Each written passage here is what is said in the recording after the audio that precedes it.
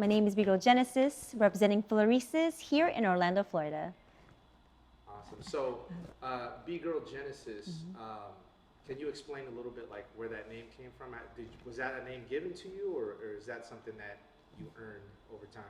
For me, it was different. I actually gave that name to myself. Okay. And I know it's not traditional to do that. Typically, someone who mentors you will give you your name. But I felt like during a transition period in my time that I was going through a new chapter in my life. And I really wanted to shed my old, past and start all over, and actually became B-Girl Genesis when I relocated to Arizona years back when I was living in Virginia Beach. I decided to move to Arizona, and I felt like that was a time that I needed to definitely start fresh. And Genesis is the beginning, and I felt like I was on a new beginning in my life. So, everybody knows you as the B-Girl. Like, we've seen you around. Like, you've been in a lot of competitions. You've also hosted your own events and stuff here in Orlando. But what was your start in the culture, like even beyond dance? For me, was when my dad was overseas, stationed in Japan. He's actually he was in the Air Force, and so I grew up a military brat. So when hip hop was introduced to me, I was living in Okinawa, Japan, Air Force Base, and surprisingly, there was b-boys there who would break in the cafeteria after school, and so that was my first introduction to breaking, which led me into hip hop and the culture of hip hop. From there, I met people through breaking, and through there, found out about graffiti, MC, all the 4 elements, and then just met friends who actually taught me what it was, and then learned more about the community in the culture of hip hop. And I feel like that connection with people is how people can tell you their stories and how they learned, hip hop. And I feel like that knowledge being passed down from one person to another is something that I grew up that carries, I believe, like a verbal tradition, versus like books or YouTube. In this generation, you can learn anything from YouTube or even Google. So I felt like the people around me that I surround myself with were people from the culture, and that's how I came in as a guest in hip hop. Growing up, like, was your dad in the Air Force, like from when you were a kid all the way up to? Yes. Okay. Yes, he So you was. guys He moved was. around a lot? Yes. So I grew up overseas in Japan for 18 years of my life. So we went to Misawa, Okinawa twice, and then Yokota Air Force Base. So I grew up my whole 18 years of my teenage years.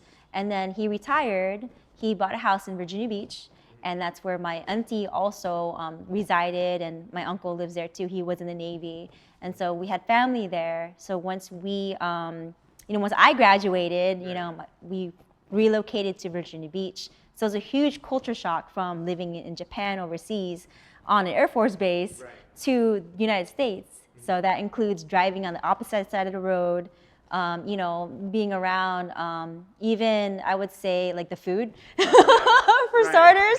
I had to mention that, Japanese food, authentic Japanese food is amazing. Of course, ramen and all that stuff. Yeah, so it was that, and then I grew up as the only child, so my friends were my family. For me, when I was in the Air Force Base, there were cliques, but not as cliquish as I would felt it is here in the United States, if that makes sense. Even in, I would say, b-girling, breaking, it felt really cliquish when I first started. But I felt like more welcomed as far as being part of something that is besides my Pinay culture and pride, So a lot of learning from that, and being the only child and coming from overseas in Japan, I had to teach myself, check myself, make sure I pay respects to those before me, because all I knew was learning from VHS tapes in Japan, how breaking was. I wasn't really exposed to the culture until I came to the U.S. So it was shocking, intimidating, but yet again, I grew tough skin, and I'm still here. So I have a lot to say. Now, growing up, like, were you always like exposed or around art growing up, or was that something that only came to you like when you came to the States? I felt like my mom and dad were very supportive with anything that I wanted to do. So I my dad always encouraged me to draw, so I was able to draw a little bit. So I have that skill set. If I ever want to really, get into it, I feel like that's something that I have potential still. Also, my dad was into music. He always listened to jazz and everything. So I was always listening to those dances that you would have to learn, like the Running Man. So it was like party music I was always around. Right. So that music just inspired me to like always have fun. And we always had Filipino parties with electric slide. So I was exposed to that kind of vibe. Yeah. Yes. Ultra, all that Yes, stuff? yes. Yeah. So that was my exposure to some type of artist, you know what I mean? Found out that my uncle also braked when he was younger. So that was part of like, knowing that we do have some artists in our family. And I think the support of my parents gave me a lot of freedom to explore whatever I decided to do. When I was in middle school, I tried wrestling for a little bit, and they were hesitant, but they allowed me to do it. And so I think How'd that that, pan out for you? well, I lost interest in it. Yeah, you know what I mean? It's a contact sport, and I just felt like with breaking, because I was I was a cheerleader, I did step team. I think anything with music I was more drawn to, where for some reason I was able to create with people. That's being on a cheerleading team, step team, dance team. I always felt like sharing and creating with people was something that was always within me, and being able to create myself within my own craft, and to share that with other people was also more rewarding than any other contact sport or basketball or anything like that. You being like exposed to art and always around art, like it makes so much sense. Like, just like I said, observing you and like how you move and stuff. Yeah. And then like even with your partner, like Had to mention him. Yeah, your partner, like he's an actual he's a visual artist. Yes. Also makes music and stuff. Yes. Is that like something that kind of drew you to your partner at that time? Yes, Yeah? yes, I would Okay. say so. He was a b-boy. We met through breaking, so Right. we dated and then got married. Now we're like 16 years this December. We're gonna be married. There you go. So yeah, I mean, having that in common is something that I felt has it has its pros and cons. We're in our own different journeys throughout that chapters in our lives. Like right now, he's retired. He's not battling. For me, I thought I was gonna retire, but now I'm battling. Yeah. And so, but having him understand the process of what it is and what it takes, a lot more understanding, I feel like, comes from him. And then he keeps me also in check with my craft, whenever I feel pressure or whatnot with, battles coming up, he reminds me to just, remember I've been doing it for X amount of time, and to always trust, myself and everything that I put the time into. When that time comes, like, what are your aspirations as far as outside of breaking or like you dancing or battling? Like, I know you're involved in a lot of different things. So, like, what are those aspirations that you want to continue, like, when the time comes? Yes. So the things I've been building, which has been also part of like my breaking journey, is balancing a lot of the passions that I have for the culture and the community. One of them is being against sexual assault, being against sexual harassment. Every year, I believe that me and the collaboration of Jolene with Defining Movements and other people that we extended the collaboration with, like with Integrity, the Good Foot Collective, we are trying to give advice or just a platform to reach out to help for specific issues like that, because the fight, you got to keep on fighting the good fight. So I feel like even after battling and whatnot, that is something that I will continue to be passionate about, because I feel like being a female community, leader, I'm gonna say that, I'm gonna claim that, those things are important, and there are other females out there that are stepping into that light that need to also have support. Shout out to Rose from Colorado for doing the exact same thing and pushing for Vigor empowerment. I also am building on my platform called Gen Vision TV, which is something I started back in 2015 when I used to live in Virginia Beach. That was just inspired of just me doing vlogs, like B-Girl problems, the B-Girl perspective, doing interviews. And now it has changed to actually just capturing a lot of moments and footages of breaking and battling, and to, showing that on my platform.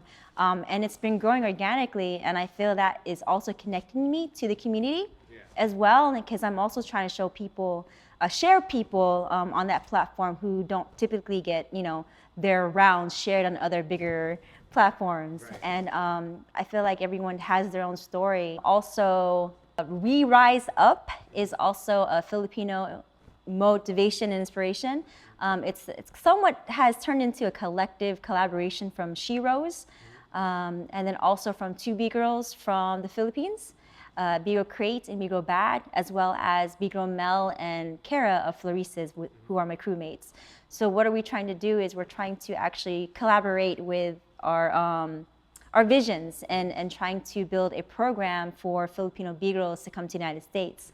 So that's what I'm working collectively with She Rose to also do that. I feel that that initiative, as far as putting Filipinos in, the limelight of the culture and showcasing that there are many talented Filipinos, B-boys and B-girls, and artists as well, will also share my culture and how I fuse both together, and to help, the Philippines also, show them their light and their hard work, and just to merge both cultures together.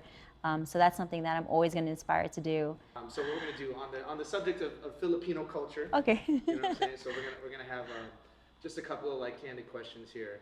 One of the questions I wanted to ask you is, if you're hosting a kamayan, you know what a kamayan is, right? You have to remind me. Is Kamayan that the whole it's table it's the with? feast where they put the big banana leaf. Yeah. out, Yes. Okay. And then they Wait. have all the food in the Yes, middle. yes, and yes. Everybody's eating with their hands. Yes. So you're hosting a kamayan. You're Okay. hosting this big Filipino feast. Yes.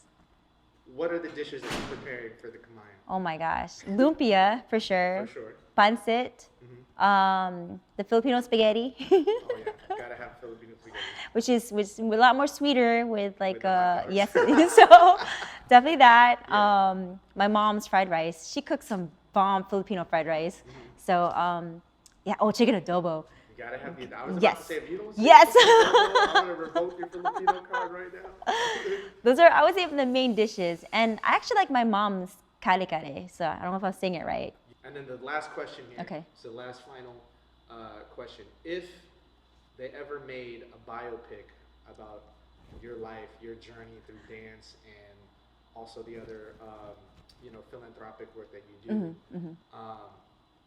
who would portray B-Girl Genesis in the biopic?